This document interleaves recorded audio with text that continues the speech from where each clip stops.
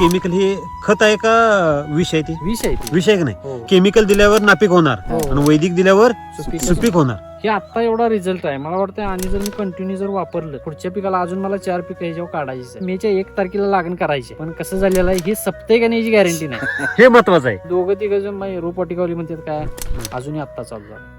आता चालू झालाय वाटतं. आता चालू झालं. म्हणजे सर तुम्हाला काय वाटतंय व्हरायटीचा रोल किती आणि पोषणाचा रोल किती? व्हरायटीचा रोल म्हटला जात तर हीच व्हरायटी आपण पन्हाळ्या भागात दिली होती. रोपवाटिकावाल्यांनी सांगितली होती एवढी लेवलला गेली एवढी ग्रोथला गेली नाही, गेली. एवढं टनेज म्हणा, एवढं उत्पादन आलं नाही, आलेलं नाही. म्हणजे ह्यातनं आपल्या एक लक्षात येते 3.5 टन माल गेलेला आहे मार्केट. गेलेला आहे. 14-13 गुंठ्यात किती टन 3.5 टन माल गेलेला आहे गेलेला आतापर्यंत? आतापर्यंत. साहेब बघतोय आपण ह्यात असं वाटतं की एक ही फुल मार्केटला गेलं नाही, हे बघा हो सर, पान दिसतच नाही, हे सगळं मधमाशाच आहे तिथे.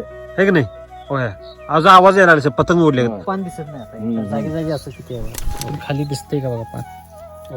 ठीक आहे, आपण काय चिटकवलेलं नाही, तयार केलेलं नाही, काही नाही. किती जर ढकललं हे बघा पाणी, बघा पाणी कसं पडते.